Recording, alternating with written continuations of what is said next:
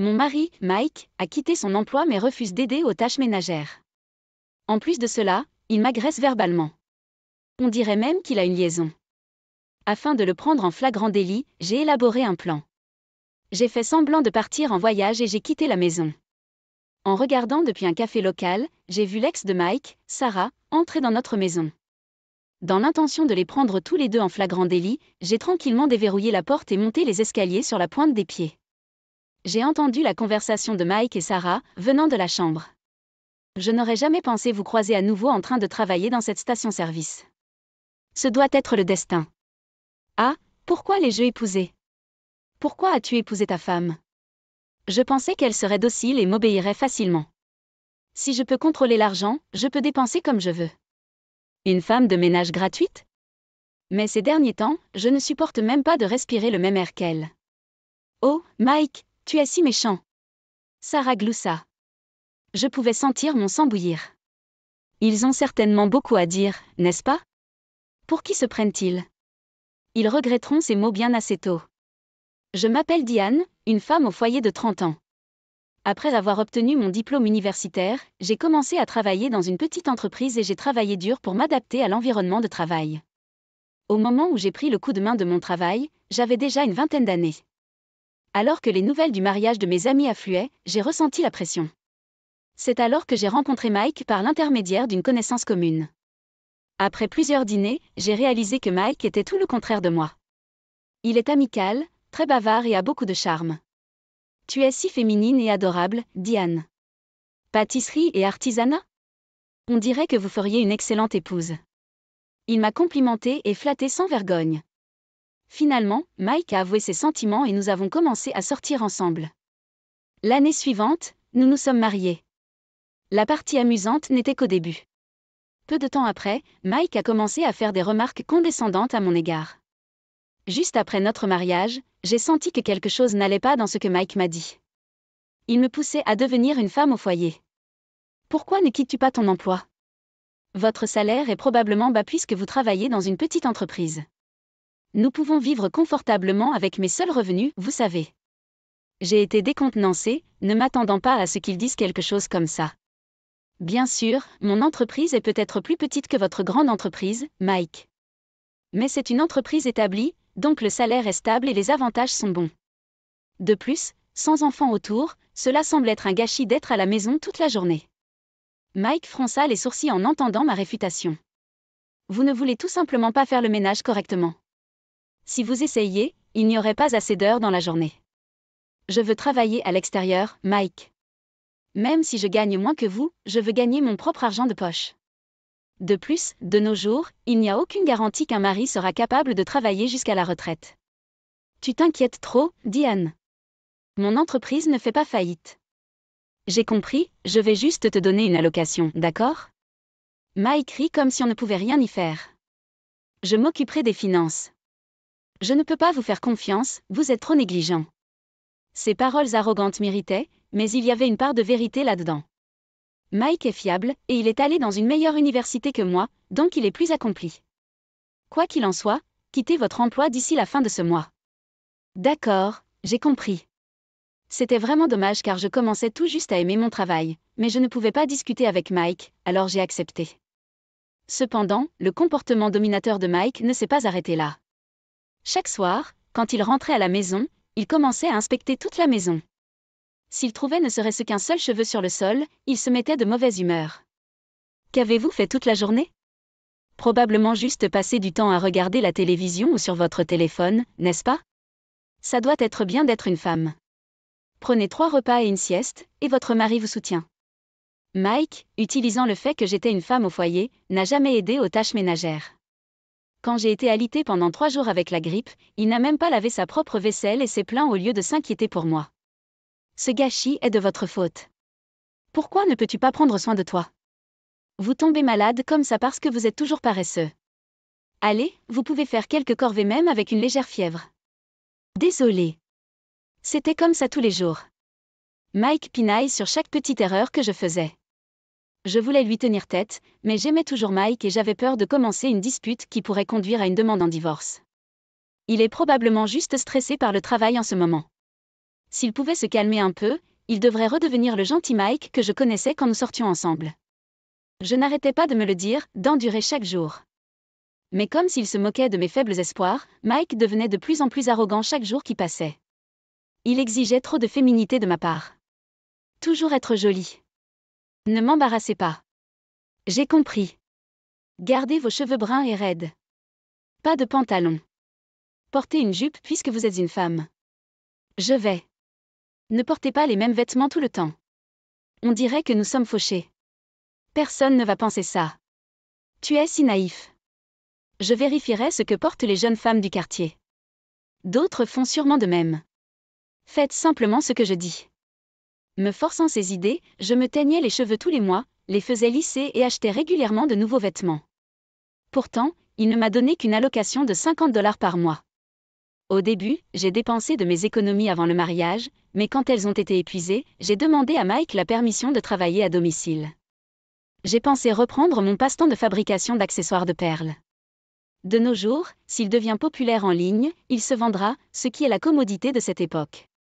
Il s'avère que c'est devenu plus populaire que prévu, est rapidement devenu un sujet brûlant et en un rien de temps, j'ai été réservé pour l'année suivante. Travailler uniquement en semaine ne suffisait pas. Même après que Mike soit rentré à la maison ou le week-end, j'ai continué à travailler, ce qui lui a valu des sarcasmes. Ça doit être agréable d'être une femme au foyer. Jouez à la maison et soyez toujours payé. Oh mec, j'aimerais pouvoir jouer à des jeux vidéo toute la journée et gagner de l'argent. Eh bien, que diriez-vous que je travaille à temps plein et que vous restiez à la maison? Suggérant cela à moitié sérieusement, le visage de Mike devint rouge vif de colère. Vous avez perdu la tête? Je travaille dur pour cette entreprise. Sans moi, il ferait faillite. J'ai dû retenir mon rire. L'entreprise de Mike est une société de renommée mondiale. Un employé de niveau intermédiaire qui démissionne ne ferait pas une brèche. Un soir, un Mike ivre est rentré à la maison et s'est approché de moi alors que je fabriquais des accessoires à un bureau dans le coin du salon. Il parlait avec une puanteur d'alcool. Et, la nourriture. Je vais le réchauffer au micro-ondes. Donnez-moi juste une minute. Répondis-je précipitamment. Une fois que j'aurai connecté le fil avec une pince, la pièce sur laquelle j'ai travaillé pendant une semaine sera enfin terminée. Juste à ce moment-là, Mike s'est penché pour regarder mon travail minutieux et a soudainement commencé à crier.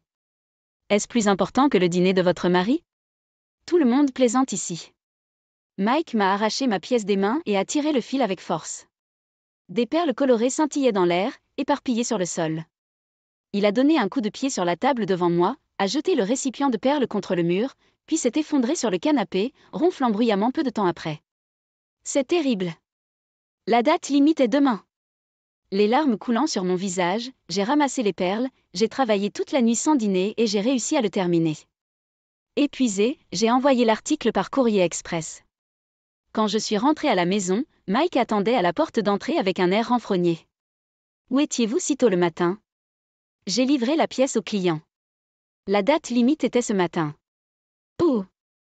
Je pensais qu'il s'excuserait pour la nuit dernière, mais Mike m'a surpris avec ces mots suivants. J'ai quitté mon travail, donc vous n'aurez pas à repasser mes chemises pendant un certain temps. D'accord. Attendez, vous arrêtez? J'en ai eu marre de mon patron incompétent. Ne vous inquiétez pas. Je vais bien, je trouverai bientôt quelque chose. Mike était plein de confiance, mais j'ai senti une panique croissante. Chaque fois que nous discutons de finances, Mike devient grincheux, donc je n'ai aucune idée de combien nous avons d'économies. Heureusement, nous avons hérité de cette maison de mes parents décédés, nous n'avons donc pas d'hypothèque. Mais le fardeau de nous soutenir tous les deux m'est soudainement tombé dessus. J'ai contacté une société de magasinage en ligne avec laquelle j'avais déjà échangé des cartes de visite lors d'un événement et j'ai lancé une nouvelle marque. Après un certain temps, mon travail a commencé à bien fonctionner, mais Mike s'est calmé et n'a pas cherché de travail. Environ un an après avoir quitté son emploi, Mike est retourné au travail à contre-séhure.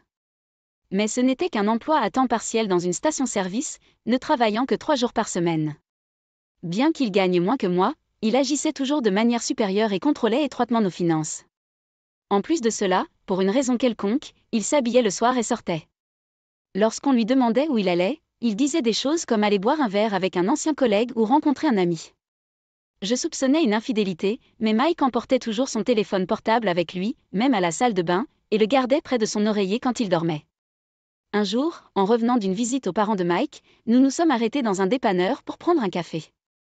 Il a mentionné s'arrêter à une aire de repos, alors j'ai essayé de vérifier la distance sur le GPS. Et puis, j'ai trouvé l'historique de recherche d'hôtel. J'étais choquée, mais en même temps, j'ai pensé, oui, comme je le soupçonnais. Il ne travaille pas vraiment, ne fait aucune corvée et il me trompe. Toutes ces insultes et attitudes arrogantes que Mike m'a lancées dans le passé sont revenues en force, et j'étais furieuse. Je ne peux plus le supporter. Je vais divorcer. Mais d'abord, je pensais à une sorte de vengeance. J'ai retrouvé une vieille amie, Amelia, pour la première fois depuis longtemps. Je lui ai parlé de la liaison de Mike et lui ai dit que je voulais me venger de lui. Elle a dit qu'elle avait une bonne idée. Quand je suis rentrée à la maison, j'ai abordé le sujet avec Mike. Et, tu te souviens d'Amelia de notre mariage? Oui. Puis-je faire un voyage de 3 jours et 2 nuits avec Amelia le week-end prochain? Bien sûr, à mes frais. Mike, les yeux écarquillés, a rapidement esquissé un large sourire. Ça a l'air génial. Vous devriez faire une pause de temps en temps. Comme Amelia l'a dit, Mike a accepté tout de suite. Il va certainement amener son amant dans notre maison pendant mon absence. Puis, le jour du voyage, je suis sortie de la maison avec ma valise. Je suis sortie dans la rue principale, j'ai traversé le passage pour piétons et je suis entrée dans un café. Là, j'ai rencontré Amelia assise près de la fenêtre. Pendant que nous mangions nos casseroles du dîner, je gardais un œil sur la rue. Au bout d'un moment, une femme blonde avec un chapeau noir et des lunettes de soleil noir est apparue. Dans une rue bordée de centres commerciaux et d'immeubles, où les familles et les enfants se promenaient ou faisaient du vélo, cette femme se faufilait, essayant de ne pas attirer l'attention, et elle avait l'air carrément méfiante. Quand la femme a enlevé ses lunettes de soleil et a regardé ma maison depuis une rue latérale, j'ai reconnu ce visage. Oh! C'est l'ex-petite amie de Mike. Son ex? Oui. Je pense qu'elle s'appelait Sarah. Je me suis souvenue parce que Mike lui a montré une fois sur l'écran de son téléphone. Il semblait se vanter de sortir avec une beauté plus âgée à l'époque. Regardant par la fenêtre, comme prévu, Sarah a été accueillie par Mike et est entrée dans notre maison. Alors que j'étais sur le point de me lever de mon siège, Amelia m'a demandé. Elle est probablement en sueur, alors elle se dirige probablement directement vers la salle de bain. Si vous voulez les attraper là-bas, vous devriez y aller maintenant. Mais si vous voulez les surprendre en train de se mettre à l'aise dans la chambre, vous devez attendre encore 30 minutes. Qu'est-ce que ça va être? Je pense que la chambre à coucher est un pari plus sûr.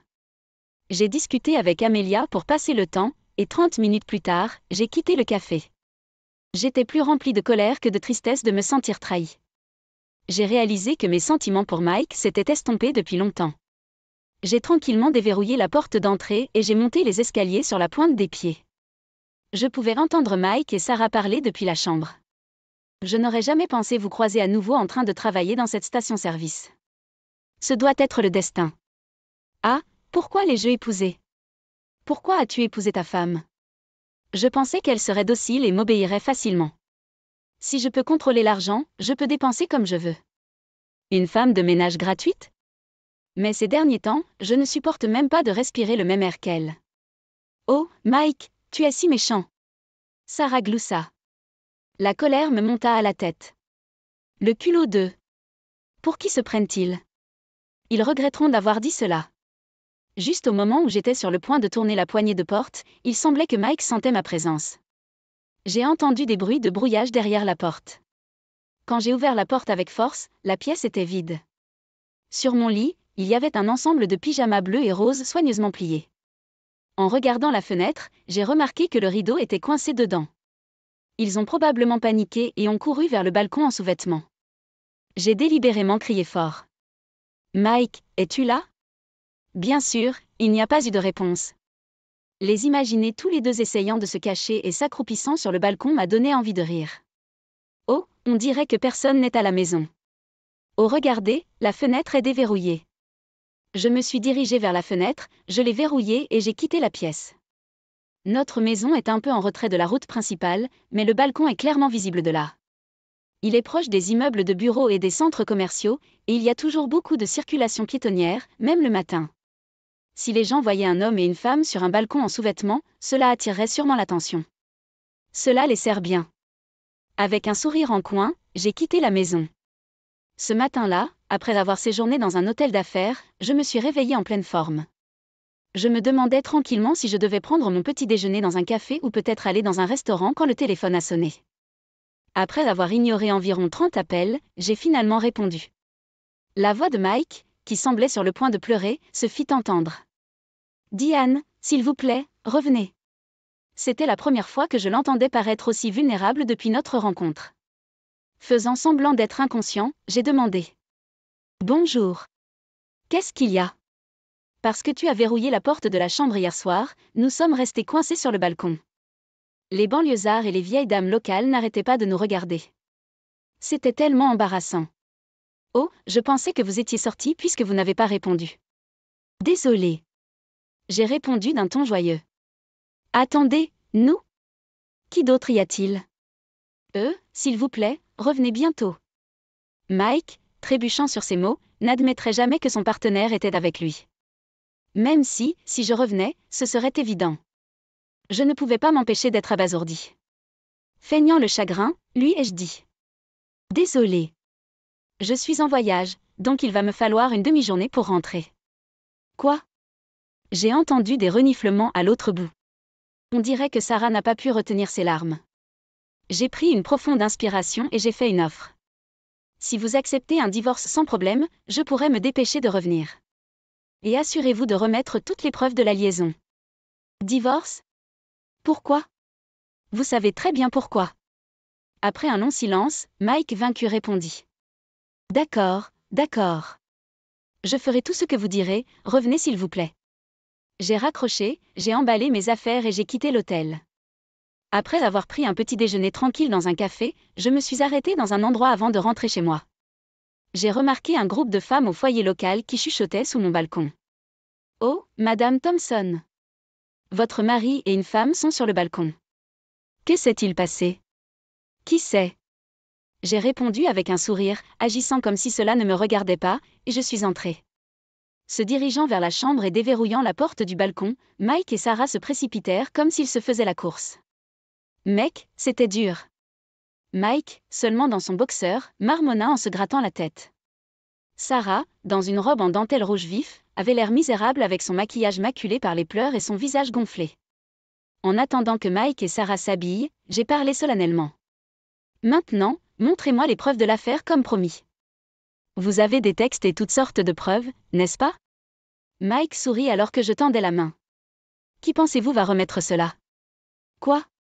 Vous avez probablement l'intention de me soutirer de l'argent et de partir. Mais je ne suis pas d'accord pour divorcer. N'est-ce pas, Sarah ?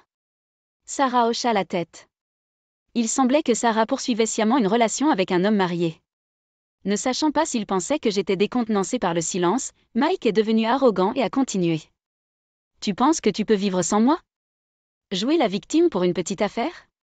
Continue à prendre soin de moi comme tu l'as toujours fait. Très bien, l'enregistrement est terminé. J'ai levé mon téléphone et appuyé sur le bouton d'arrêt de l'enregistrement, laissant Mike stupéfait. J'ai souri à Mike et j'ai expliqué. Je ne m'attendais pas à ce que tu m'obéisses. J'attendais que vous vous incriminiez pendant notre conversation. Vos commentaires tout à l'heure sont une preuve suffisante de violence verbale et d'infidélité. Tu penses que ça va être aussi facile ? J'en ai plus. Je garde une trace de vos abus verbaux depuis plus d'1 an. Et à propos de l'affaire, j'ai engagé un détective privé il y a environ 2 mois. Je viens de recevoir un tas de photos incriminantes.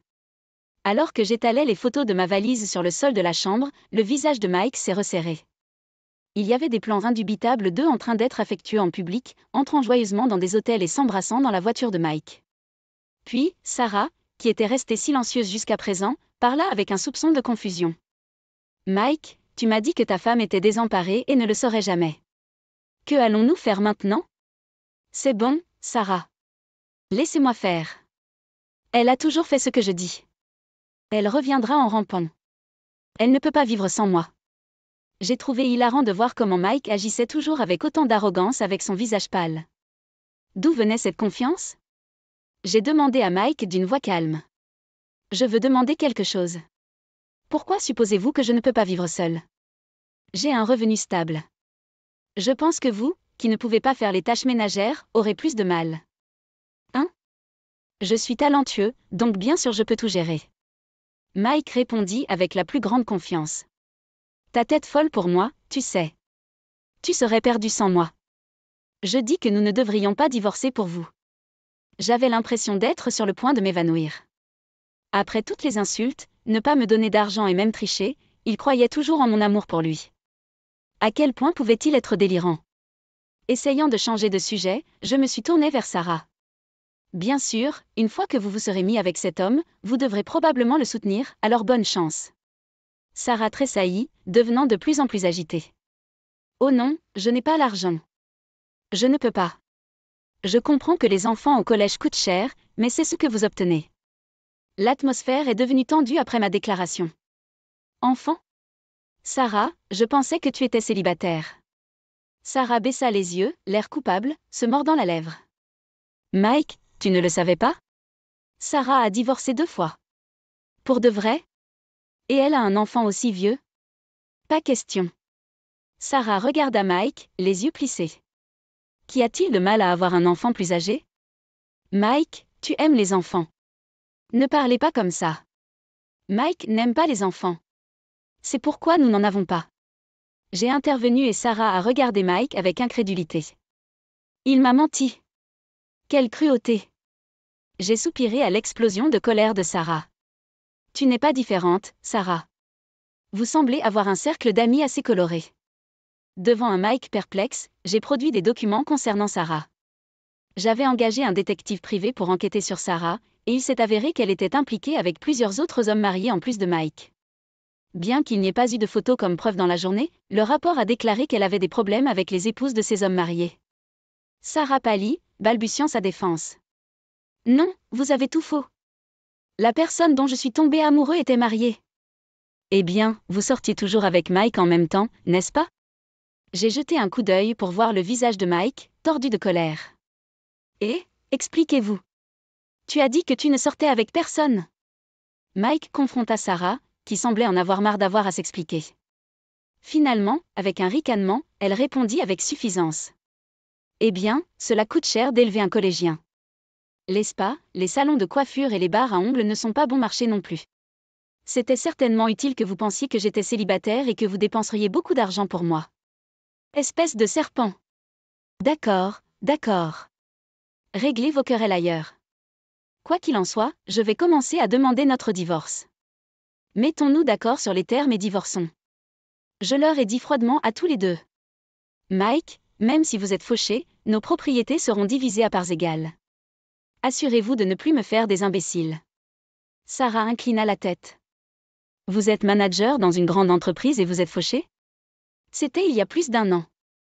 Il a été licencié pour avoir constamment agressé verbalement ses subordonnés. Maintenant, il travaille à temps partiel. C'est moi qui le soutiens. Vous avez même enquêté là-dessus? C'est vous qui avez menti. Maintenant, c'était Sarah qui était furieuse. Je pensais que vous aviez dit que vous travailliez à temps partiel pour gagner de l'argent. Tu m'as même montré ta carte de visite. C'est de la fraude. Exactement. J'ai accepté. Je me suis toujours demandé, Mike, pourquoi tu agissais si haut et si puissant avec moi, même quand tu ne travaillais qu'à temps partiel. Maintenant, je comprends. Admettre que je te soutiens blesse ta fierté, hein? Le visage de Mike est devenu rouge vif. Quel petit homme. Je me suis tellement trompée à ton sujet. Mike lui lança un coup de poing après que Sarah ait marmonné, dans sa barbe. Ferme-le, menteur. Regardez qui parle. Je retourne à l'hôtel. Mike, emballez vos affaires dans la semaine et partez. Je vais commencer à demander notre divorce. Annoncai-je en quittant la maison tandis que Mike et Sarah continuaient à se disputer bruyamment. Leurs cris ont atteint la rue, provoquant des rires de la part des passants. À ce rythme, ils vont bientôt se séparer. Y penser m'a donné un sentiment de soulagement. Bien que Mike ait hésité à propos du divorce, il a été persuadé par l'avocat, qui l'a averti. Porteur cela devant les tribunaux coûtera cher. Et il a accepté le divorce à contre-séhur. Mike a beaucoup marchandé sur les preuves, disant des choses comme « ce n'est pas grave ». Et elle réagit de manière excessive pour seulement 6 mois de tricherie, c'est ridicule. Mais dans l'ensemble, notre divorce a été réglé avec nos propriétés à diviser également. Après notre séparation, il m'a appelé pour me demander de l'aide, mais mon avocat l'a averti de ne pas me contacter directement, et il a finalement semblé abandonner. L'ensemble du processus a pris environ 6 mois après que j'ai enfermé Mike et Sarah sur le balcon. Mike a dépensé toutes ses économies et a déménagé dans un appartement de 50 ans et a commencé à chercher sérieusement un emploi à temps plein pour pouvoir subvenir à ses besoins. Il a finalement trouvé un emploi dans une petite entreprise. En semaine, il doit se conformer à un patron plus jeune, et le week-end, il travaille dans des stations-service et des barbecues, de l'aube jusqu'à tard dans la nuit. Après avoir rompu avec Mike, Sarah s'est apparemment impliquée avec plusieurs hommes mariés, et il semble que leur femme l'ait découvert et ait agi. Il s'avère que même après le divorce, elle vivait de l'argent de ces hommes. N'ayant plus de ressources financières, n'ayant pas d'autre choix, elle a commencé à travailler. J'ai entendu dire qu'elle jonglait avec 3 emplois à temps partiel, travaillant du matin au soir. L'autre jour, j'ai vu Sarah en ville. Elle avait l'air maigre et complètement épuisée, semblant plus âgée que son âge réel. Après avoir divorcé de Mike, j'ai contacté l'entreprise que j'avais quittée à contre-ségur et j'ai été réembauchée en tant qu'employée à temps plein. Je fabrique des bijoux pendant mes week-ends. Ma réputation de créatrice de bijoux augmente progressivement, et dernièrement, j'ai été interviewée pour des magazines. Ce sont des journées chargées mais épanouissantes. Je ne m'épuise plus à garder la maison impeccable ou à marcher sur des œufs avec mon mari ou à me sentir vide à propos de mon travail.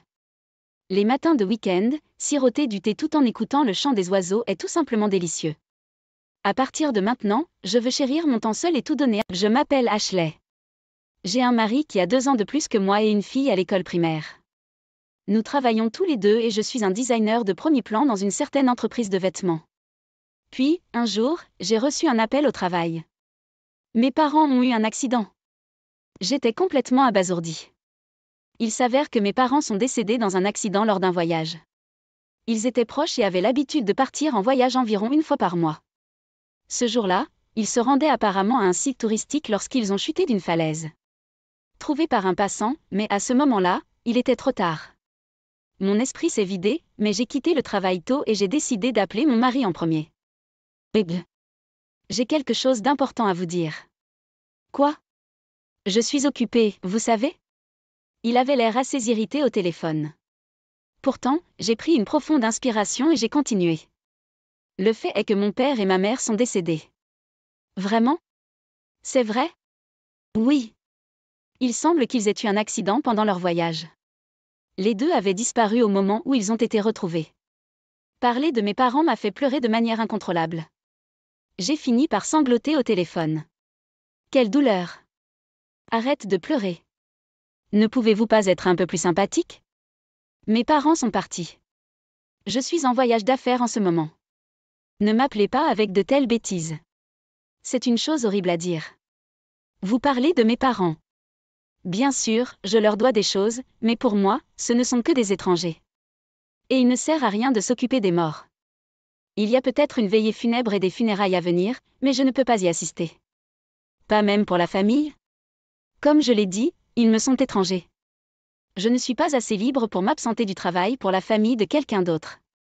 Ne m'appelez plus. Et sur ce, il a juste raccroché. Je ne peux pas croire qu'il soit devenu une personne aussi cruelle. Quelque chose en moi s'est brisé à ce moment-là. Au début de notre mariage, il m'a toujours fait passer en premier et semblait se soucier beaucoup de moi. Il était fou de joie et a pleuré quand il a découvert que j'étais enceinte, et il a été très attentionné pendant ma grossesse. Nous étions heureux même après la naissance de notre fille, mais il y a environ 1 an, il a commencé à agir de manière distante. Il a commencé à rester loin de chez lui et est devenu plus froid envers moi. Ce n'est pas qu'il ne m'aimait pas, il semblait juste se désintéresser. Il remarquait le moindre changement en moi, mais maintenant, il ne s'en soucie pas même si je change radicalement de cheveux. Peu importe à quel point j'essaie de m'habiller et d'attirer son attention, il se moque de moi. Allez, qu'est-ce qu'il y a avec cette tenue à ton âge? Vous n'êtes plus jeune, arrêtez de porter des jupes fleuries. C'est juste minable. C'est dur. Vous aviez l'habitude de me complimenter. Tu n'as pas pris de poids depuis que nous nous sommes mariés? Je suppose qu'avoir un enfant enlève vraiment la féminité d'une femme. C'est comme une fraude. Il n'arrêtait pas de se moquer de mon apparence comme ça. Ces mots m'ont profondément blessée. Notre fille semblait remarquer que nous n'allions pas bien. Elle avait toujours l'air inquiète chaque fois qu'il me disait des choses méchantes. Alors que j'étais perdue et que je réfléchissais dans le salon, ma belle-mère, avec qui nous vivons, est venue.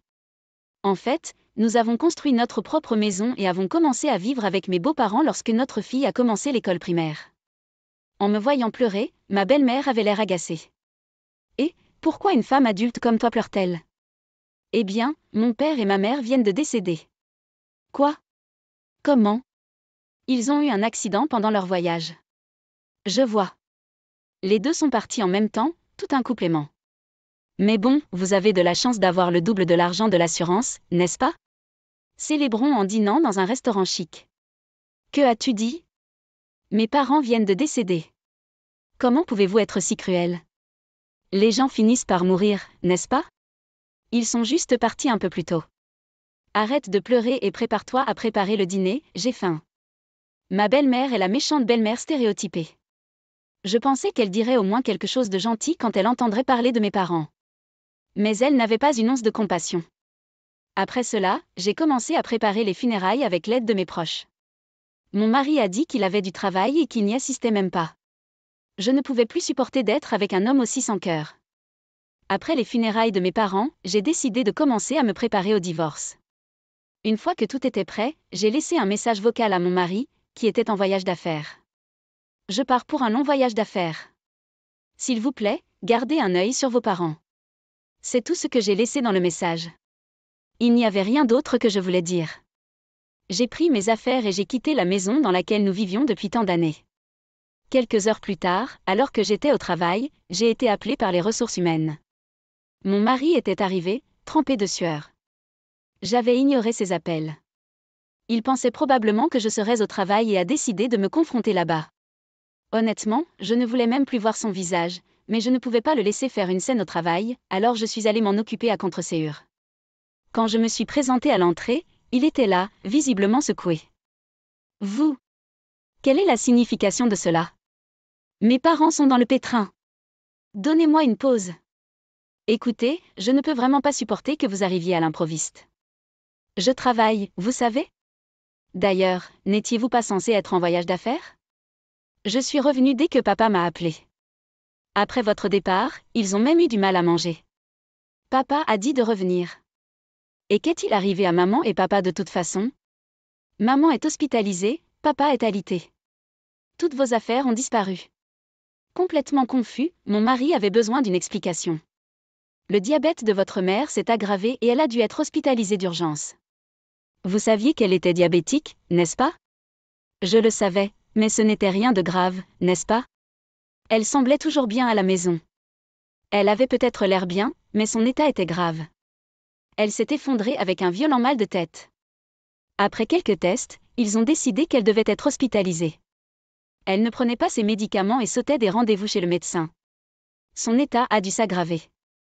Et pourquoi papa est-il alité? Il n'était pas malade ou quoi que ce soit, et il semblait aller bien. Il a jeté son dos en essayant d'emmener maman à l'hôpital. Il a toujours eu un dos faible. Et soulever maman, qui pèse près de 220 livres, n'a pas aidé. Quoi? Mon mari était pâle et sans voix. La belle-mère était diabétique depuis environ 2 ans. Elle a toujours aimé les aliments gras et les collations riches en calories, grignotant chaque fois qu'elle en avait le temps. J'ai essayé de lui préparer des repas hypocaloriques, mais elle les trouvait ennuyeux. Qu'est-ce que c'est? Cette boulette de viande n'a guère le goût de la viande. J'ai pensé à ajouter de la pulpe de soja aux boulettes de viande, compte tenu de votre santé. La pulpe de soja peut aussi vous faire sentir rassasié. Je ne peux pas manger ça. Je ne veux pas de repas aussi médiocre. Je ne mangerai pas ça. Elle a jeté les boulettes de viande que j'avais faites dans l'évier. Ce n'était pas la première fois qu'elle jetait ma cuisine. Et mon mari? Il a juste fermé les yeux. Parfois, il me gronde même. Ne peux-tu pas arrêter de faire des choses qui contrarient maman? Cette boulette de viande était comme chercher la bagarre. Je pensais juste à sa santé. Continuer à manger des repas riches en calories peut mettre la vie en danger. J'essayais de préparer des repas qui réduiraient la pression sur son corps. Cela ne vous regarde pas. Maman va bien, laisse-la manger ce qu'elle veut. Ne refaites pas quelque chose comme ça. C'est moi qui finis par avoir des ennuis. D'ailleurs, mon beau-père n'est jamais intervenu dans nos disputes. Il s'agissait plus de ne pas vouloir s'impliquer que d'être indifférent. J'avais été ballottée par ma belle-mère et mon mari, mais je l'ai enduré. Bien sûr, j'ai pensé au divorce plusieurs fois. La seule raison pour laquelle j'ai hésité était que je ne voulais pas enlever le père de ma fille. Ne pas avoir de père pourrait être mal vu. Mais je ne voulais plus vivre avec cet homme. J'étais résolue dans ma décision. Je ne veux plus te parler. Pouvez-vous partir pour ne pas provoquer de scène au travail? Pas question. Je ne suis pas satisfait de cela. Nous devons parler correctement. Bien. Allons ailleurs alors. C'était l'heure du déjeuner. Nous avons donc décidé d'aller dans un café voisin. Dès que nous sommes entrés, mon mari m'a demandé sérieusement. Alors, que comptez-vous faire de mes parents? Évidemment, vous quittez votre emploi pour vous occuper d'eux, n'est-ce pas? Quoi? Pourquoi devrais-je, pratiquement un étranger, m'occuper d'eux? Ce sont vos parents, vous devriez vous en occuper. Étranger? Ce sont mes parents. Bien sûr, nous ne sommes pas liés par le sang, mais nous sommes toujours une famille. Non, nous allons bientôt être des étrangers, donc ce n'est pas mes affaires. Pourquoi devrais-je m'occuper de tes parents après notre divorce? Étranger? De quoi tu parles? Il semblait inconscient d'un détail important. Hein? N'avez-vous pas vu la carte de visite de l'avocat pour le divorce que j'ai laissée dans le salon? Divorce? Il avait été tellement préoccupé par la situation de ses parents qu'il n'avait pas prêté beaucoup d'attention à la maison. Il était tellement choqué qu'il s'est levé. S'il vous plaît, asseyez-vous. Vous attirez l'attention. Êtes-vous sérieux au sujet de ce divorce? Très sérieux. Est-ce que j'ai l'air de quelqu'un qui plaisante sur ces choses? Je pensais que vous alliez juste faire un long voyage d'affaires. Le long voyage d'affaires était un mensonge. Je suis en fait transférée dans une autre succursale dans un autre état. Cependant, le déménagement est un peu plus tardif. Quoi? Je n'étais pas au courant. Lorsque j'ai mentionné le divorce possible à mon entreprise, ils m'ont proposé un transfert. Bien sûr, je ne vous dirai pas de quel état il s'agit. Quoi? Êtes-vous vraiment sérieux au sujet de ce divorce? Il m'a regardé avec incrédulité. Il ne s'attendait probablement pas à ce que les choses aient progressé aussi loin à son insu. Le divorce va être difficile pour notre fille. L'avez-vous déjà envisagé? Êtes-vous en mesure de dire cela? Après toutes les fois où tu nous as trahis? Que veux-tu dire? Je ne t'ai pas trahi. J'ai travaillé dur pour vous les gars. Vous n'appréciez même pas cela? Apprécier? Quand vous contribuiez à peine aux dépenses du ménage. Il était à court de mots. Il avait commencé à contribuer moins aux dépenses du ménage il y a environ 2 ans, invoquant une baisse de salaire. Ce qui était autrefois une responsabilité partagée est devenu de plus en plus le mien. Il y a eu des moments où il n'a pas contribué un seul centime. Heureusement, j'ai un emploi décent et je gagne un bon salaire. C'est même plus que lui. Vous ne contribuez pas aux frais de subsistance, vous me laissez toute l'éducation des enfants et vous amenez une méchante belle-mère dans notre maison. Quel avantage est-ce que je retire de vivre avec vous? Il n'y a pas d'avantage ou d'inconvénient dans un mariage. Nous nous sommes mariés parce que nous nous aimions. J'ai peut-être ressenti cela à l'époque, mais maintenant je n'ai plus de sentiments pour toi. Vous aimez quelqu'un d'autre, n'est-ce pas? De quoi tu parles? Il dit cela, mais ses yeux s'élançaient autour de lui. Je pouvais voir qu'il était clairement déstabilisé. Je sais que tu m'as trompé avec une jeune femme de ton bureau. Cela dure depuis environ 1 an. Elle s'appelle Émilie, n'est-ce pas? La petite femme aux longs cheveux noirs. Elle est exactement votre type. De quoi tu parles? Vous vous trompez? Quelqu'un vous a-t-il donné des bêtises? Non. J'ai engagé un détective. Je soupçonnais que vous m'intriquiez, mais je n'aurais jamais imaginé que c'était avec une femme de 10 ans plus jeune, et mariée aussi. Elle vient de se marier, ça te va?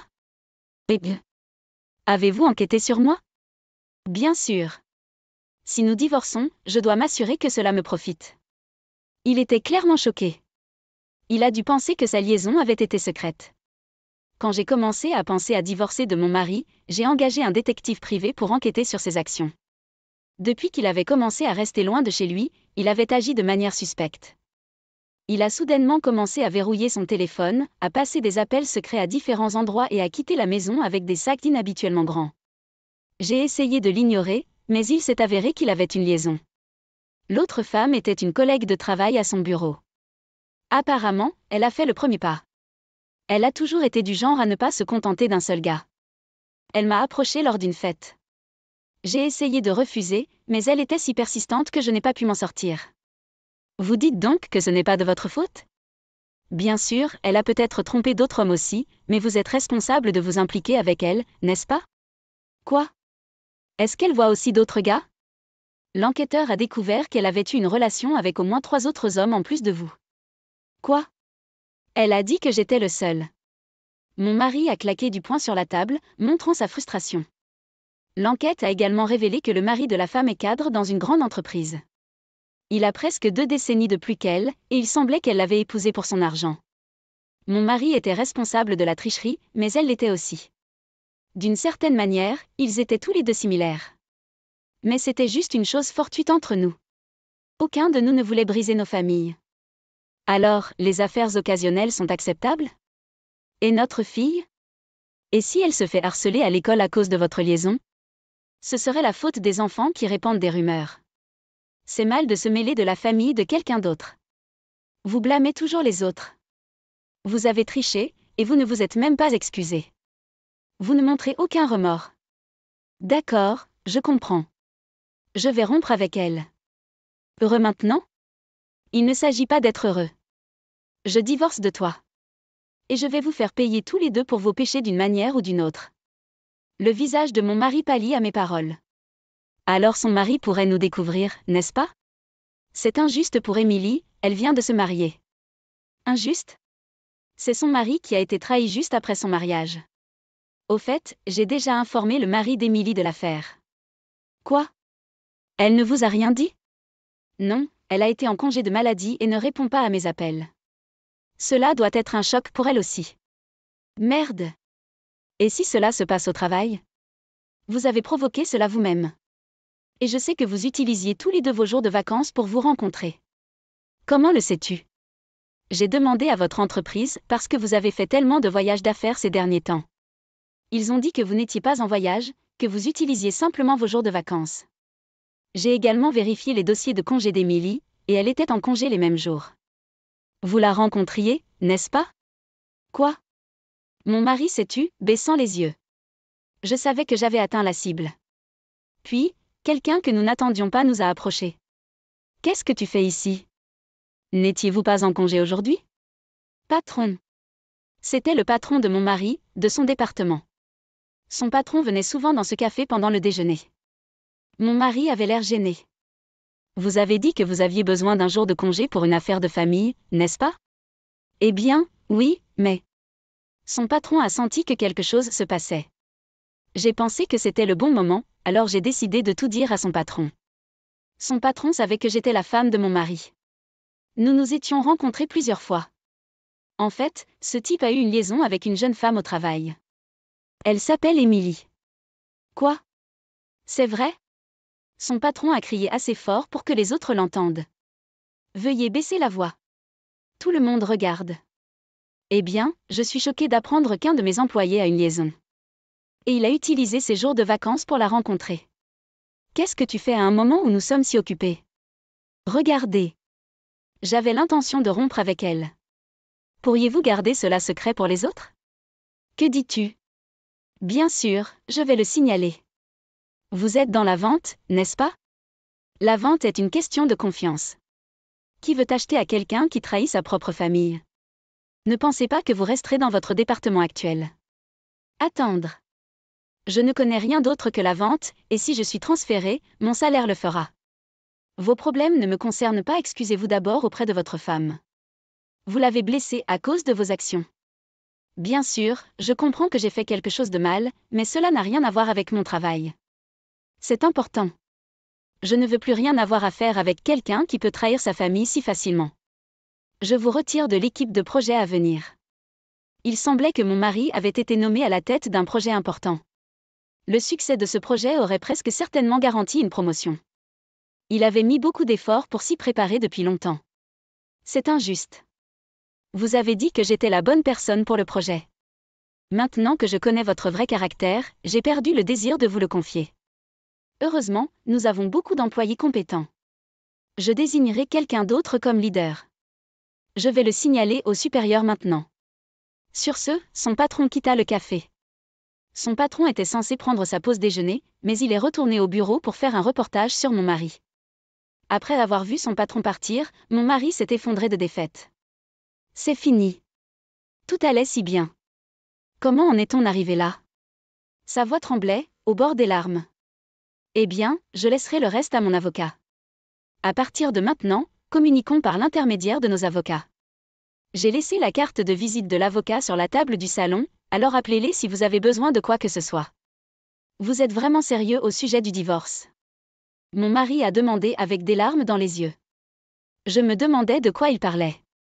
J'ai hoché la tête fermement. N'est-ce pas ce que je dis? Je ne peux plus supporter de vivre avec un traître. Sans oublier que je ne supporte plus de vivre avec ta mère. Tu as toujours fermé les yeux quand elle m'a maltraité. Je t'ai dit d'innombrables fois que je voulais arrêter de vivre ensemble, mais tu n'as jamais écouté. Tu as toujours dit que tout était dans ma tête, même si tu l'as vu se produire. Je n'avais jamais réalisé que tu étais si troublé par ma mère. Je ferai plus attention à partir de maintenant. Il est trop tard pour cela. Vous allez avoir du mal à vous occuper d'eux maintenant, avec les factures d'hôpital et les soins. Comment allez-vous vous en sortir? S'occuper d'un enfant est impossible. Je travaille, comment suis-je censé m'occuper de papa? Il est peut-être temps de changer de travail. Vous allez avoir du mal dans votre entreprise actuelle de toute façon. Ne dis-le pas que c'est si facile. S'il vous plaît, je suis désolée pour l'affaire, revenez me voir. C'est impossible. J'ai déjà organisé mon transfert au travail et je me prépare à transférer ma fille dans une autre école. Non. Je ne veux pas divorcer. Puis, il s'est mis à pleurer bruyamment dans le café. C'était comme un enfant à qui l'on refuse un jouet. Gênée, je l'ai laissé là et je suis sortie. Il a continué à sangloter même après mon départ. Apparemment, certains jeunes du café ont trouvé cela amusant et l'ont enregistré, téléchargeant la vidéo sur les réseaux sociaux avec un filtre mosaïque. La vidéo a été rapidement supprimée, mais elle s'était déjà répandue parmi ses collègues. Nous avons finalement divorcé par l'intermédiaire d'avocats. Je me suis assurée qu'il payait une pension alimentaire pour notre fille. J'ai décidé de demander à mon avocat de surveiller ses paiements pour s'assurer qu'il ne prend pas de retard dans ses paiements. Sa maîtresse a également divorcé de son mari. Lui et sa maîtresse ont quitté leur emploi, incapables de faire face à leurs collègues, et sont sortis brièvement ensemble. Apparemment, mon ex-mari et Émilie sont sortis ensemble pendant un certain temps, mais elle a refusé de s'occuper de ses parents et l'a quitté. Étant jeune, elle est probablement passée à un autre homme. Mon ex-mari s'occupe maintenant de son père à la maison, luttant pour joindre les deux bouts avec des emplois à temps partiel. Quant à moi, je me suis lancée dans mon nouveau rôle au travail. Là-bas, j'ai géré des projets importants et j'ai même reçu une modeste augmentation. Ma fille s'est bien adaptée à sa nouvelle école, se faisant rapidement des amis. Je suis devenue célibataire, mais je n'ai aucun regret. Je crois que mes parents veillent sur moi. Maintenant, je veux vivre fort, en regardant ma fille bien. Quand je lui ai demandé pourquoi il avait unilatéralement fait une carte de famille pour ses beaux-parents, Robert a ri et a dit « Parce qu'ils sont ma famille, bien sûr qu'ils devraient avoir une carte de famille, n'est-ce pas? Vous avez un problème avec ça? Si vous saviez qui vous a recueilli quand vous êtes tout seul, vous ne seriez pas capable de dire de telles choses, n'est-ce pas? » J'ai été surpris par son ton arrogant, que je n'avais jamais entendu auparavant. Robert a-t-il toujours été ce genre de personne? Si vous êtes reconnaissant, vous devriez en faire plus pour ma famille. Ensuite, je vous reconnaîtrai comme faisant partie de la famille. Jusque-là, c'est comme si vous étiez sur un permis provisoire. Je n'avais jamais entendu parler d'une telle chose qu'une phase provisoire dans le mariage. Robert insista plus loin, me voyant silencieux. En d'autres termes, vous n'êtes pas encore un membre formel de la famille. Si vous ne l'aimez pas, vous pouvez partir à tout moment, d'accord? Pour l'instant, notre famille n'est que 5. Parasites inutiles, dehors. Compris. Après avoir immédiatement annulé toutes nos cartes de crédit communes et déménagé. Je m'appelle Émilie Wilder. 27 ans. Je suis illustrateur indépendant. J'ai travaillé comme designer pour une grande agence de publicité, mais je suis devenu indépendant il y a 2 ans lorsque je me suis mariée, et maintenant je travaille à domicile. Mes parents sont morts dans un accident quand j'étais jeune. J'ai été recueillie par mes grands-parents maternels, mais quand je suis allée à l'université, je suis retournée dans l'appartement près du centre-ville où je vivais avec mes parents, et j'y vis depuis. J'ai rencontré mon mari, Robert, au restaurant italien où il travaillait. C'était un endroit avec une bonne ambiance, des prix raisonnables et de la bonne nourriture, alors mes collègues et moi avons commencé à nous y arrêter fréquemment. C'est alors que Robert, le beau serveur, est devenu un sujet de conversation. Robert était en effet beau. Le directeur a dit un jour en riant qu'un bon pourcentage des habitués venaient pour Robert, et il était facile de comprendre pourquoi. Je ne nierai pas que je suis devenu l'un des fans de Robert parce que je pensais qu'il était cool. Il était tellement remarquable. Cependant, pour une raison quelconque, nous nous sommes rapidement rapprochés, et avant que je ne m'en rende compte, on nous appelait un couple, et à ma grande surprise, nous avons fini par nous marier. Je ne me souviens pas de grand-chose de cette époque. C'est presque comme si j'étais ivre, et quand j'ai dégrisé, il y avait un homme que j'appelais mon mari à côté de moi. Mais même ainsi, j'aimais Robert à cette époque et j'étais heureux. Quand je me suis mariée, j'ai quitté l'entreprise où je travaillais en tant que designer et je suis devenu indépendant. C'était une démission à l'amiable, transférant le travail que je faisais dans l'entreprise à une base indépendante. Robert a continué à travailler au restaurant italien, avec des horaires de travail différents chaque jour, parfois tard dans la nuit. C'est devenu un peu difficile de continuer à travailler comme d'habitude, et j'ai toujours voulu devenir indépendante, alors j'ai décidé de sauter le pas. C'est une bonne idée, Émilie. Ce sera plus facile pour vous, et c'est bien de continuer à faire le travail que vous aimez. Robert a accepté, et c'est ainsi que notre vie de jeune mariée a commencé. Nous n'aimions pas les choses tape à accent grave-l'œil, alors nous avons décidé de ne pas avoir de cérémonie de mariage et de simplement enregistrer notre mariage, rencontrant les familles de l'autre pour un salut en face à face. Robert est allé travailler, et je travaillais et faisais les tâches ménagères à la maison. Nos horaires étaient irréguliers, mais nous sommes restés en contact et nous avons attendu que l'autre rentre à la maison pour les repas. C'était une vie quotidienne heureuse et amusante, et je me suis dit, ah, le mariage est agréable. Mais environ 1 an après s'être marié, Robert a soudainement dit cela, et tout s'est effondré. Ma famille veut venir, est-ce que ça va, demanda-t-il. Bien sûr, j'ai dit que c'était bien. Je n'avais rencontré et parlé brièvement à la famille de Robert que lors de notre salutation initiale, alors j'ai pensé que ce serait l'occasion de mieux les connaître. Ayant perdu mes parents à un jeune âge, j'avais toujours admiré la grande famille de Robert. Mais quand sa famille de 4 personnes est arrivée, je suis restée sans voix. Et, quelle chambre est la mienne? Sa sœur a demandé dès qu'elle est entrée dans notre maison. La sœur de Robert, âgée de 32 ans, avait 5 ans de plus que Robert et moi, et j'avais entendu dire qu'elle travaillait dans un supermarché local. J'ai été choquée par ses manières grossières, si différentes de la salutation polie qu'elle m'avait donnée lors de notre première rencontre. La sœur de Robert, âgée de 18 ans, était également présente, mais en revanche, elle n'a pas dit un mot et est restée là en silence. Je me souviens. Elle parlait à peine lorsque nous nous sommes rencontrés pour la première fois.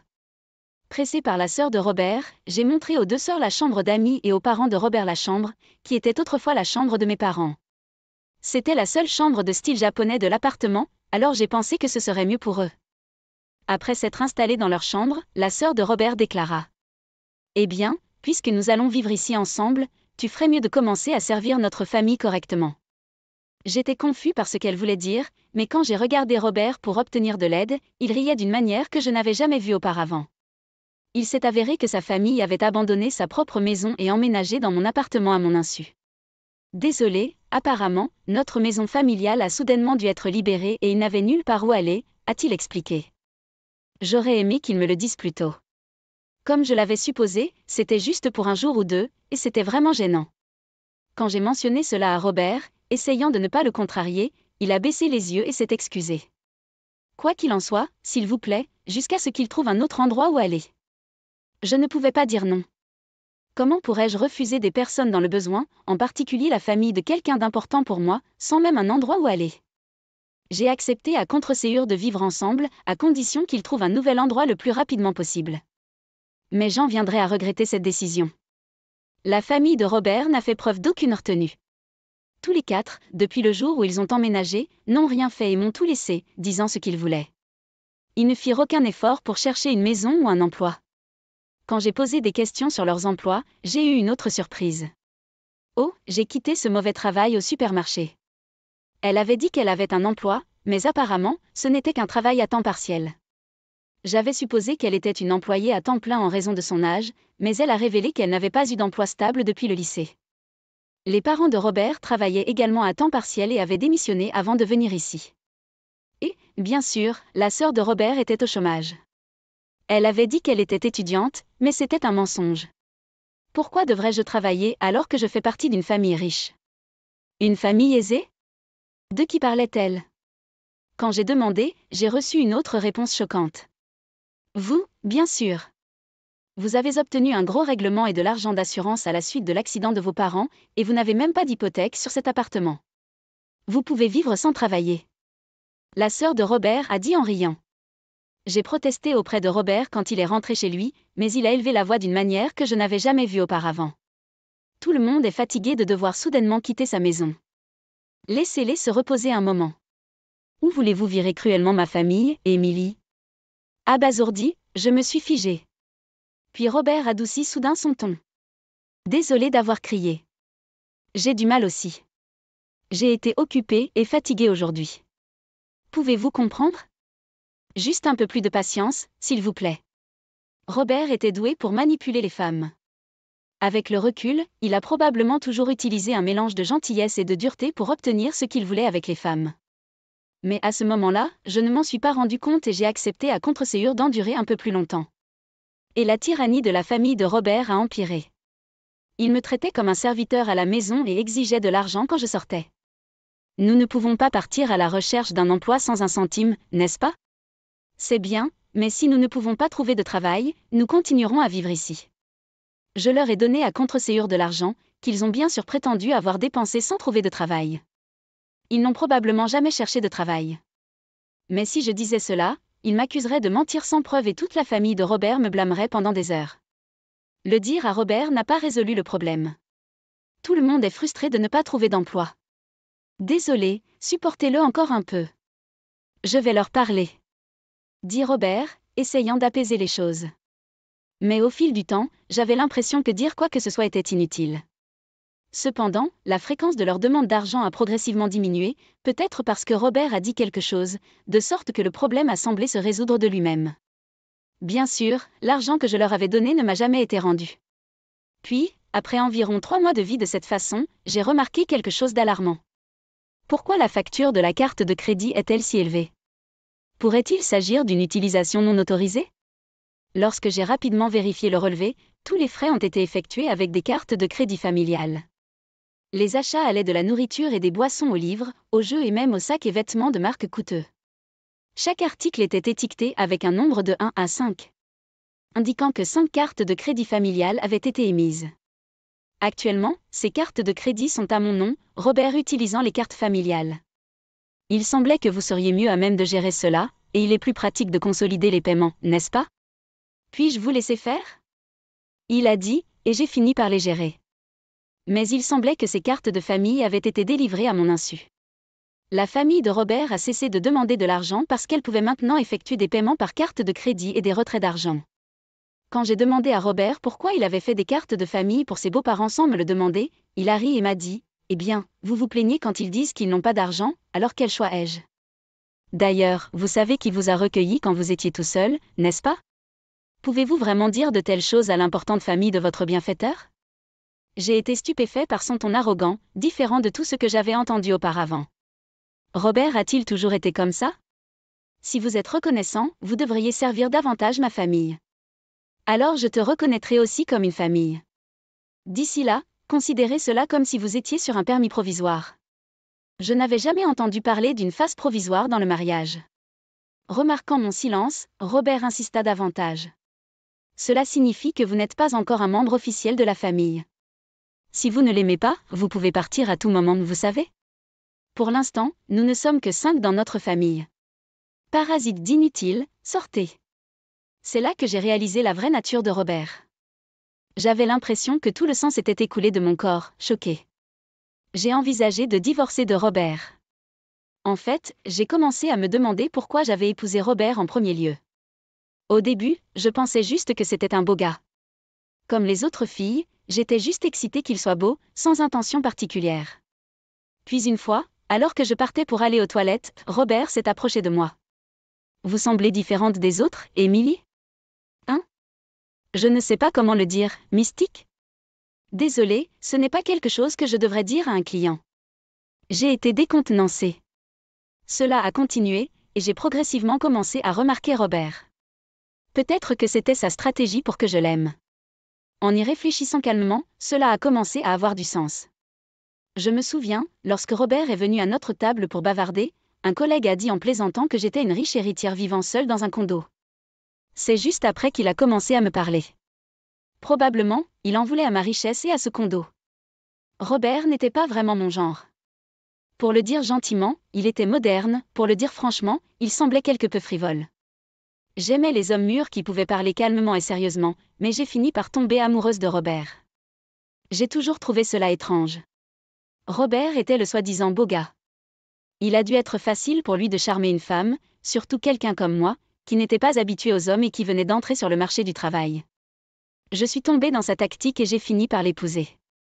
Cette pensée m'a rendue si frustrée et gênée que j'avais envie de tout détruire dans la maison. Mais je n'étais pas assez stupide pour agir sur cette impulsion. J'ai décidé de me venger, d'une manière ou d'une autre. Pour cela, j'avais besoin de supporter cette vie un peu plus longtemps. Comme Robert m'a manipulée, je contrôlerai toute sa famille. Le condo dans lequel nous vivons a été acheté par mon père avec une hypothèque peu après ma naissance. Ce n'était pas très cher à l'époque, mais le quartier s'est développé rapidement avec un nouveau centre commercial à proximité, et maintenant il est considéré comme un condo de luxe. Mes parents, espérant avoir plus d'enfants, ont acheté un condo spacieux. C'est pourquoi il y a assez de place, même avec la famille de Robert qui emménage. Mais même avec sa taille décente, avoir la famille de Robert autour de moi est une nuisance pour moi, travaillant à domicile. Je ne subis cela que pour me venger. Comme l'a dit la sœur de Robert, il n'y a pas de paiement hypothécaire pour ce condo. Quand j'avais 3 ans, mes 2 parents sont décédés. Dans un accident de voiture. Ils sont morts sur le chemin du retour des funérailles de mon grand-père paternel après être entrés en collision avec une voiture roulant à vive allure sur l'autoroute. Ce jour-là, j'étais censée aller avec eux, mais j'avais attrapé la grippe qui circule et j'avais une forte fièvre. Alors, mes grands-parents maternels sont venus au condo où nous vivions avec mes parents pour prendre soin de moi, me laissant comme le seul à survivre. Les paiements hypothécaires étaient couverts par l'assurance vie Crédit Collective. Donc, les seuls frais de logement que je paie sont les frais de gestion et les taxes foncières. Robert, voyant le montant, a dit qu'il contribuerait un peu plus que cela aux dépenses de notre ménage. Il n'y a pas d'hypothèque, donc si je mets autant, nous devrions gérer le revenu d'Émilie, n'est-ce pas? Nous utiliserons chacun nos propres revenus pour des dépenses personnelles. Ça sonne bien, n'est-ce pas? J'ai accepté, pensant qu'il avait peut-être raison. Jusque-là, je payais tout moi-même, alors je pensais que sa contribution allégerait ma charge. Avec le recul, c'était stupide, mais à l'époque, j'étais aveuglée par mon amour pour Robert et j'acceptais tout ce qu'il disait. Robert pense probablement qu'il est le chef de famille et celui qui me soutient, c'est pourquoi il peut si facilement me traiter de parasite. Mais en réalité, c'est différent. Je paie la plupart des dépenses comme les services publics, la nourriture, les dépenses sociales et les divertissements. Et maintenant, 5 vrais parasites avaient été ajoutés à ma maison, ce qui rendait impossible de gérer avec cette quantité. Je voulais m'en débarrasser le plus tôt possible, mais j'ai fait semblant de ne pas m'en rendre compte et j'ai enduré. J'ai serré les dents et j'ai laissé la famille de Robert faire des achats librement, me rappelant que c'est moi qui finirais par rire pour traverser ces moments difficiles. Puis, 3 mois après avoir décidé de divorcer, le jour d'agir est enfin arrivé. Je suis fatiguée. S'il vous plaît, décidez, c'est moi ou votre famille. J'ai dit à Robert, lui présentant une décision finale. Il a été surpris, mais j'ai continué sans souci. Aucun membre de votre famille ne lève le petit doigt pour aider à la maison, ils se déchargent simplement de toutes leurs tâches sur moi. Vous savez, je travaille à domicile, je ne fais pas que jouer. Pourtant, ils me traitent comme un parasite et me disent de connaître ma place puisque vous me soutenez. J'en ai assez. J'ai pleuré en confrontant Robert. Il m'a regardé, a souri et m'a dit, « Alors tu devrais partir. » Ne vous l'ai-je pas dit plus tôt? Vous ne faites pas encore vraiment partie de cette famille. Abandonner comme ça signifie que vous n'avez pas gagné votre place dans la famille. J'ai fait semblant d'être choquée en regardant Robert. Qu'est-ce qui vous surprend? Si vous ne pouvez pas vivre avec ma famille, alors c'est vous qui devez partir. Oh, et puisque je ne suis pas en faute, je prendrai cet appartement comme pension alimentaire. Et je prendrai la moitié de vos économies dans le cadre de la division des biens. Ah, c'était donc son objectif depuis le début. C'est pourquoi toute sa famille n'arrêtait pas de me harceler, d'essayer de me chasser. Je le savais, mais l'entendre carrément était toujours un choc. C'était quelqu'un que j'aimais autrefois et que j'ai même épousé. Mais grâce à cela, j'ai pris ma décision. Bien. J'ai dit, décidant de divorcer de Robert. Mais ce condo est à moi. Et je ne suis pas en faute non plus. Que as-tu dit? La raison du divorce est que vous permettez à votre famille de vivre avec nous sans me consulter et que votre famille m'ignore. Je l'ai dit fermement à Robert. Il a semblé choqué que j'ai carrément rejeté sa proposition, ne s'attendant pas à une telle réponse. C'était logique, car j'avais toujours obéi à ses exigences depuis notre mariage.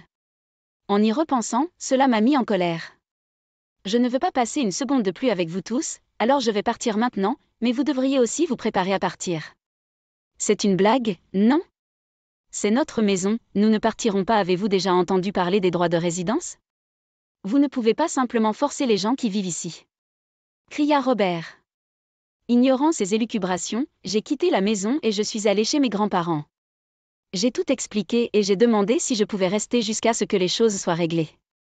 Mes grands-parents ont été choqués d'apprendre ce que j'avais vécu et m'ont grondé de ne pas les avoir consultés plus tôt, les larmes aux yeux. Grand-mère, grand-père, je suis désolée de t'avoir inquiété. Mais je vais m'en sortir maintenant. Vous savez, j'ai peut-être l'air docile, mais je ne le suis pas vraiment.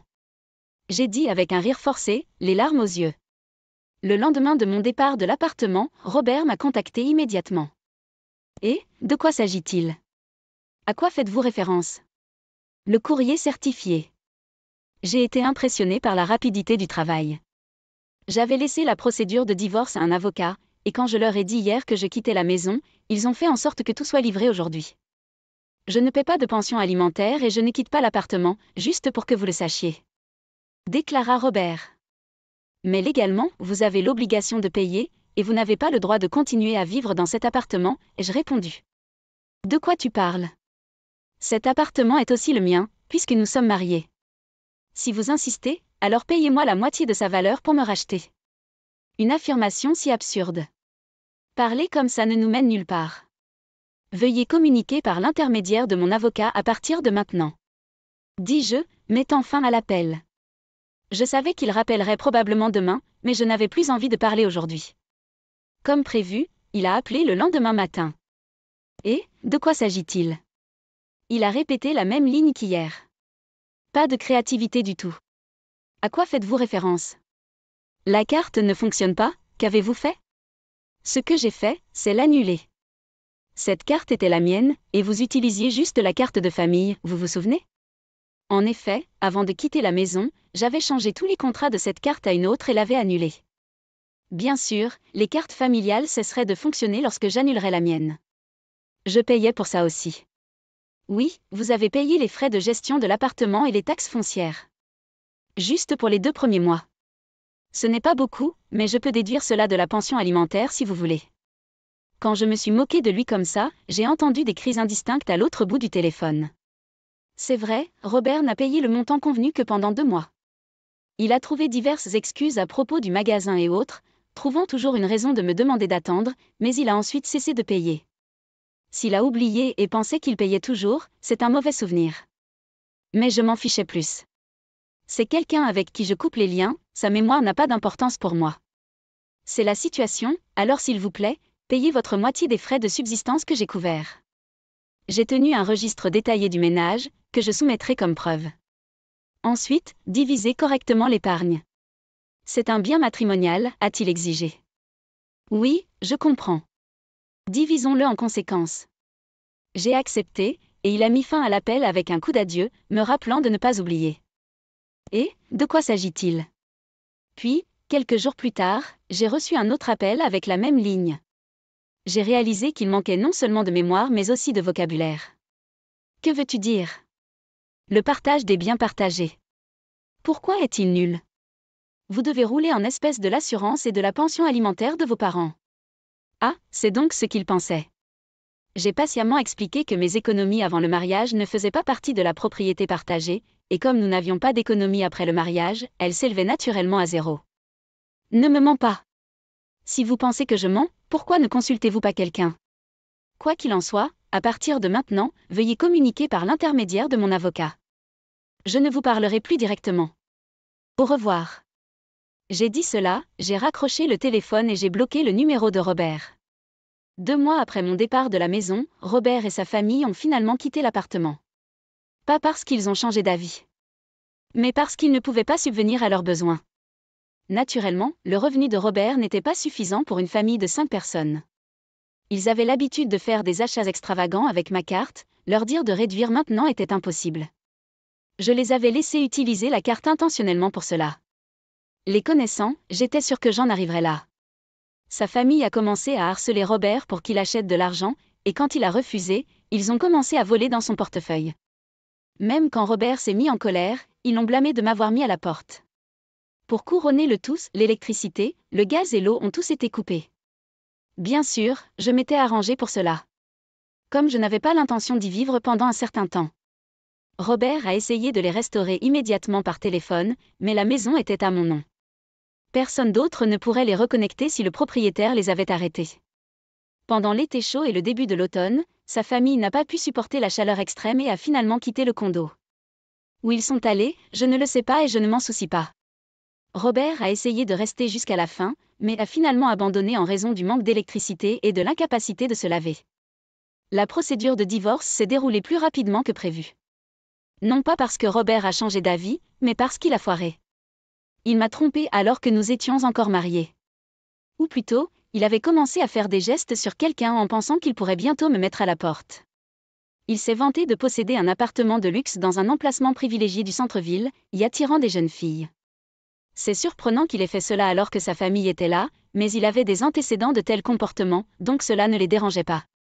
Il était beau, alors je soupçonnais qu'il pourrait faire de telles choses. Avant de partir, j'avais installé des caméras à plusieurs endroits de la maison, qui ont capturé toutes les preuves. Peut-être qu'il m'a sous-estimé, mais il m'a vraiment manqué de respect. Il a amené sa famille chez moi sans ma permission, a fait une carte de famille et m'a laissé l'addition, m'a mis à la porte et m'a trompé. J'ai exigé une grosse somme de pension alimentaire pour tout cela. Quand Robert a vu le montant, il est devenu pâle et a désespérément plaidé pour la réconciliation, mais je n'avais pas de telles intentions. Sachant qu'il ne pouvait pas payer, je lui ai fait emprunter autant que possible à son entreprise et j'ai pris tout ce que je pouvais obtenir. Lorsque j'ai menacé de le poursuivre pour fraude sur la carte de famille, il a accepté à contre-ségur mes conditions. Eh bien, j'espère qu'il fera de son mieux pour rembourser sa dette. Le divorce est finalisé et je reste toujours chez mes grands-parents. Je n'ai pas encore décidé quoi faire de l'appartement, je pourrais le vendre. Je les chéris parce que mes parents me l'ont laissé, mais comme ils sont décédés quand j'étais très jeune et que je n'ai aucun souvenir d'eux, et que tout cela s'est passé, je pense qu'ils comprendraient si je le laissais tomber. Mon travail d'illustrateur reprend. Je pourrais vivre seul à nouveau, mais c'est le bon moment pour ça. Je peux très bien travailler chez mes grands-parents. Je vais dépendre d'eux un peu plus longtemps, puis j'avancerai avec force. La prochaine fois, je ne me laisserai pas berner par un homme qui n'est que beau. J'espère trouver un partenaire avec qui je pourrai